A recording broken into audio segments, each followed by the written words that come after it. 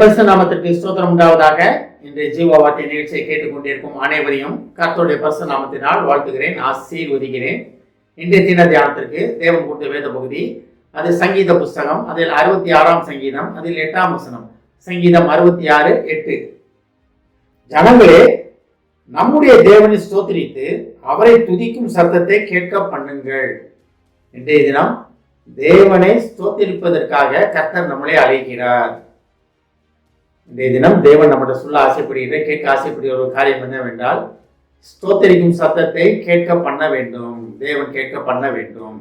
இதை தேவன் நம்மகிட்ட கேட்க ஆசைப்படுகிறார். இதுல ஒரு 2 காரியங்கள் சொல்லப்பட்டிருக்கிறது. முதல் காரியம் பார்த்தீங்கன்னா, இது தாவீதின் சங்கீதம். தாவீது ராஜா தான் நிறைய சங்கீதங்கள் எழுதினவர். இது அவர் எழுதின சங்கீதம் தான். அதுல பாருங்க, ஜனங்களே நம்முடைய தேவனை ஸ்தோத்திரித்து.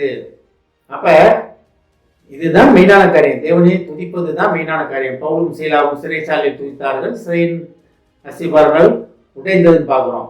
அதே போல துதிக்கிற இடத்துல எல்லாமே ஜெயம் கிடைக்கும். இப்போ யுத்தத்துக்கு இஸ்ரேல் மக்கள் போகும்போது எல்லாமே முதல் யார் போனாங்கன்னா யூதா தான் போனாங்க. யூதா தான் போனாங்க. ஏன்னா தேவன் அவங்களதான் தெரிந்து கொண்டார். துதிக்கும் யூதானா துதின்னு நல்லா எல்லாத்துக்குமே தெரியும். அப்போ வாழ்க்கையில போராட்டங்கள் இருக்கா, அவங்க வாழ்க்கையில தோல்விகள் இருக்கா, அவங்க வாழ்க்கையில எதை நடந்தாலும் எதை தொட்டாலும் எனக்கு சரியாக மாட்டேங்குது, போராட்டமா இருக்குன்னு நினைக்கிறீங்களா? கவலையே படாதீங்க. தேவனை துதியுங்கள், கர்த்தரை துதியுங்கள். கர்த்தரை துதிக்கும் துதி எப்பொழுதும் என் நாவில் இருக்கும்னு தாவீது ராஜா சொல்றாரு. எப்பொழுதும் என் நாவில் இருக்கும்னு சொன்னாரு. அவர் ஜெயம் கிடைக்குமா மட்டும் நான் துதிப்பேன்னு சொல்லலை. தாவீது ராஜா போல எதிரிகளால் விரட்டப்பட்டவர் கிடையாது, சொந்த மகனால் விரட்டப்பட்டது கிடையாது, சொந்த ஜனங்களால் வெறுக்கப்பட்ட ராஜா யாரும் கிடையாது. ஆனா தாவீது ராஜாவுக்கு வந்து அப்பேற்பட்ட ஒரு மேன்மை கிடைச்சதுன்னா, அவர் தேவனை துதித்து கொண்டே இருப்பவராக காணப்பட்டார். அவர் தேவனை எப்பொழுதுமே துதித்து கொண்டிருந்தார். எப்பொழுதும் கர்த்தரை எப்பொழுதும் என் முன்னால் வைத்திருக்கிறேன் அப்படின்னாரு. அதனால் நான் அதிகமாக அசைக்கப்படுவதில்லைன்னு சொன்னாரு. அதே இதில் இன்னொரு தடவை கர்த்தரை எப்பொழுதும் முன்னால் வைத்திருக்கிறேன், நான் அதிகமாக அசைக்கப்படுவதில்லை அப்படின்னாரு. அப்ப தேவன் முன்னால் இருந்து நான் அசைக்கப்பட மாட்டேன், யாரால் என்னை தொட முடியாது, யாரால் என்னை அசைக்க முடியாது அப்படின்னு அவர் நல்லாவே தெரிந்து வைத்திருந்தார். அதனால்தான் சிறு பையனாக இருக்கும் போதே கோலியாத் முன்னால் போய் நிற்கும் போது, என் தேவனுடைய நிந்திக்கிறது நீ யாரு, நான் என் தேவனுடைய நாமத்தினால உன்னை வரேண்டா அப்படின்னு சொல்லி ஒரே ஒரு கல்லு தான். மொத்த இஸ்ரேல் மக்களும் பயந்து போய் நின்றாங்க. 40 நாள் காலையிலையும் சாயந்தரம் வந்து தேவனை வந்து அவன் நிந்திச்சுட்டு இருந்தான். இஸ்ரேல் மக்கள் நிந்திச்சுக்கிட்டு கொண்டு இருந்தான். ஆனா இப்படி வந்தாரு, எதுக்குமே துதிக்கிற மனிதன் வந்தாரு, தேவனை துதிக்கும் மனிதன் வந்தாரு. அப்ப இஸ்ரேல் யாருமே துதிக்கலையா? துதித்தாங்க. முழு மனதுடன் தேவனை துதித்து கொண்டிருந்த தாவீது ராஜா சிறு பையனாக இருக்கும்போது வந்தவரே, என் தேவனுடைய நாமத்தின் நிமித்தம் நான் வருகிறேன்னு சொல்லி ஒரே கல்லு கோலியாத்தை முடிச்சிட்டாரு. அதுல இருந்து இஸ்ரேலுக்கு ஜெயம் தான். அப்ப துதிப்பதற்காக கர்த்தர் நம்மளை அழைத்து கொண்டிருக்கிறார். தேவன் நம்மளை துதிப்பது மட்டும்தான் நமக்கு கொடுக்கப்பட்ட ஒரு கடமை.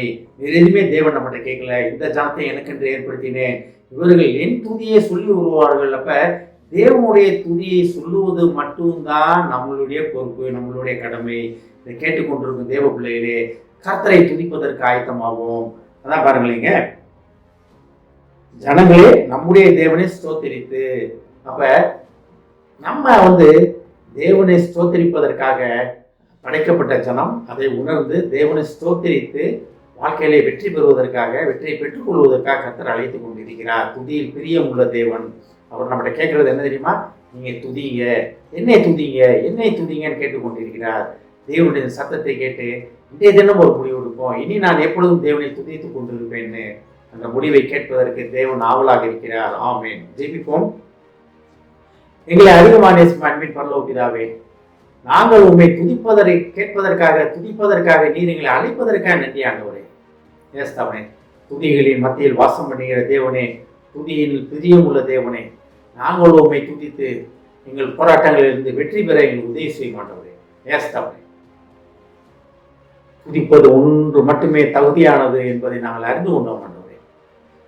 எப்பொழுதும் தாவீது ராஜா போல உண்மை துதிக்கும் துதி எப்பொழுதும் எங்கள் நாவில் இருக்கும் என்று இன்றைய தினம் ஒரு முடிவு எடுக்கிறோம் ஆண்டவரே.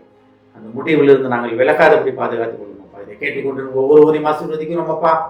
ஒவ்வொரு குடும்பத்தையும் ஆசீர்வதிக்கிறோம் ஆண்டவரே. குடும்பத்தில் உள்ள ஒவ்வொருவர்களும் தங்கள் போராட்டங்கள், பிரச்சனையில் அன்னையத்தையும் தேவனை உண்மை துதிக்கும் துதியால் அவர்கள் மேற்கொண்டு ஜெயம் கொள்ள போவதற்காக நன்றி ஆண்டவரே.